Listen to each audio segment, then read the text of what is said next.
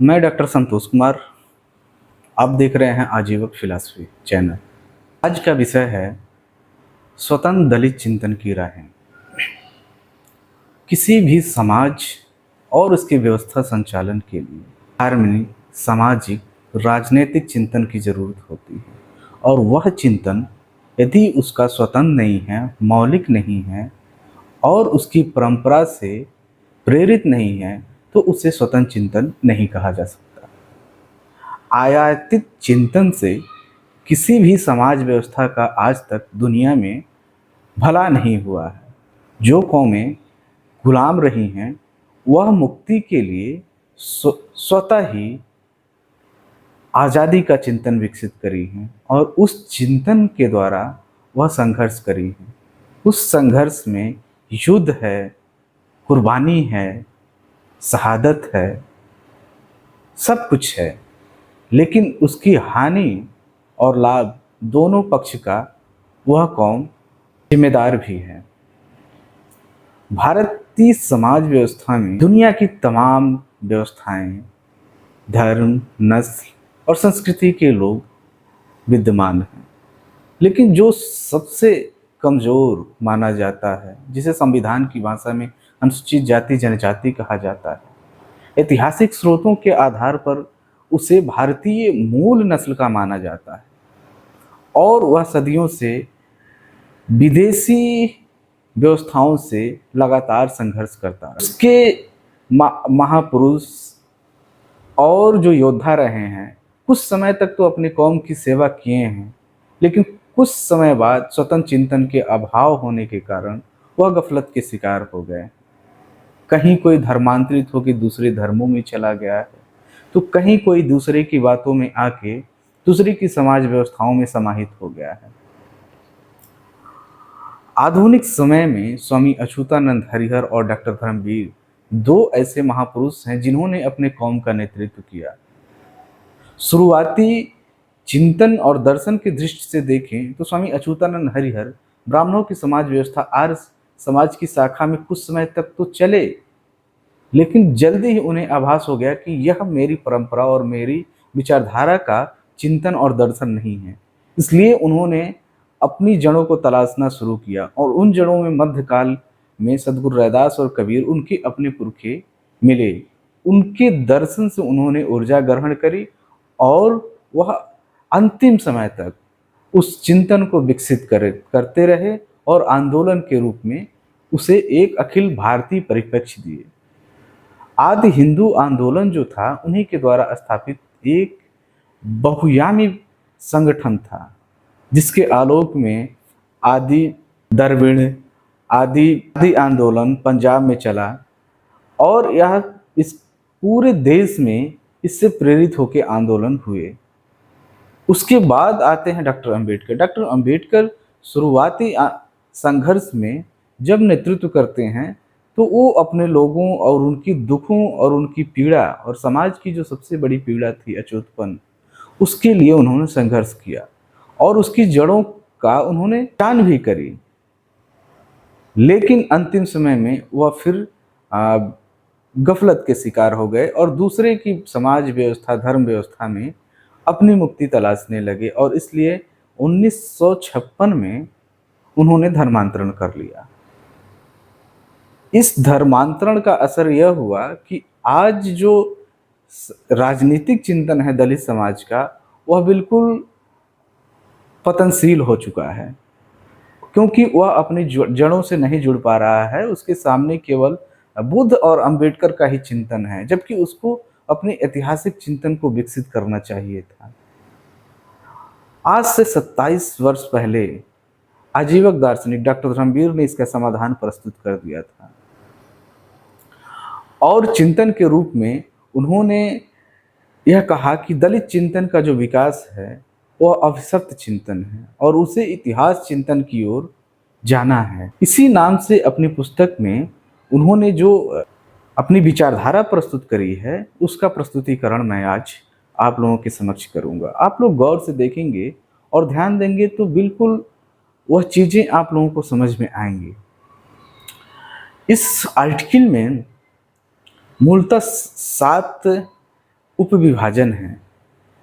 पहले में वो कहते हैं कि शुरू में ही कह दिया जाए कि कुछ ज्ञात हजार वर्षों से दलित चिंतन एक अवसर चिंतन रहा है।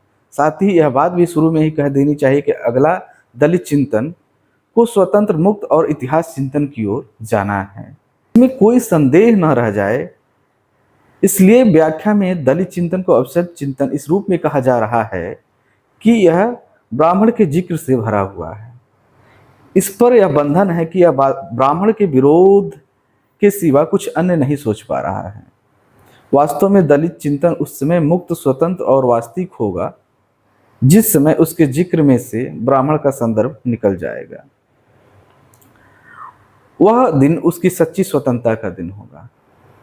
कहने का आशय यह है कि हमें अपनी परंपरा, अपने चिंतन को विकसित करना है। नाहक में प्रतिक्रिया और विरोध के चक्कर में अपनी ऊर्जा नहीं गंवानी है।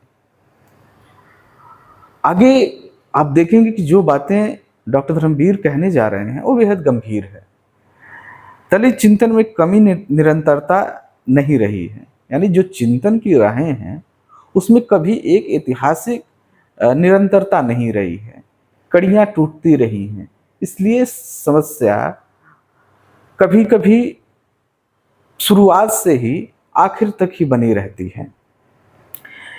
एक विचार में से दूसरा विचार नहीं निकल सका है। विचार और चिंतन तभी गतिशील होता है और लाभदायक होता है किसी समाज व्यवस्था के लिए जब वो एक विचारधारा से दूसरी विचारधारा की ओर स्थानांतरित होकर विकसित होता रहे। लेकिन यह दलित कौम के चिंतन के साथ नहीं हो सका है, ऐसा डॉक्टर धर्मवीर का मानना है। पहला विचार एक जगह रुका पड़ा है, ऐसा शिक्षा के अभाव के कारण है और इसके कारणों की पहचान उन्होंने करी है। तो कहा है कि हिंदू व्यवस्था का जो वर्चस्व रहा है वो वर्चस्ववादी लोगों ने इस कौम के लोगों को शिक्षा से दूर रखा है और शिक्षा से दूर रखने के कारण उनके चिंतन का स्वाभाविक विकास नहीं हो सका है। इसे जानबूझकर अक्षर ज्ञान से वंचित रखा गया था, लेकिन यह ज्ञान की अपनी मौखिक परंपरा चला सकता था। ब्राह्मणों ने अपने वेद हजारों साल तक कंठस्थ ही किए थे। उन्होंने उनके लिपिबद्ध करने पर खुद पाबंदी लगा रखी थी। उन्हें डर था कि लिपिबद्ध करने पर शूद्रों और अंत्यजों द्वारा उनकी चोरी संभव हो जाएगी। इसलिए इस दृष्टि से ब्राह्मणों को भी निरक्षर और अनपढ़ कहा जा सकता था। फायदा यह है कि विचार की निरंतरता से समय बर्बाद होने से बच जाता है। यदि हर नया गणितज्ञ पाइथागोरस की प्रमेय को ही खोजता रहे तो इससे विज्ञान के विकास का नहीं हो सकता। दलित चिंतन में यही हुआ है कि वो आगे नहीं बढ़ सका है। उसने एक जगह खड़े होकर ही अधिकांश वक्त गुजारा है, लेकिन यह स्थिति अब टूटनी चाहिए। क्योंकि जो समाज होता है और समाज की जो व्यवस्थाएं होती हैं, कोई किसी चीज से वंचित रखता है तो उसकी वैकल्पिक व्यवस्था उस समाज के लोग विकसित कर लेते हैं। लेकिन हम ऐतिहासिक ढंग से दलित कौम और उसकी परंपरा का जब अन्वेषण करते हैं तो उन चीज़ों का अभाव दिखता है। आज भी वह दयनीयता बनी हुई है। आज़ादी हुए 70 साल हो गए, लेकिन छुआछूत के उदाहरण जब हमेशा मिलते रहते हैं। हत्या, बलात्कार, दलित कौम की स्त्री पुरुषों के साथ शोषण होते रहते हैं। तो हम कैसे मान लें कि संविधान में प्रदत्त उनके अधिकार होने के बावजूद भी इस तरह की घटनाएं हो रही हैं तो कैसे मुक्त हैं?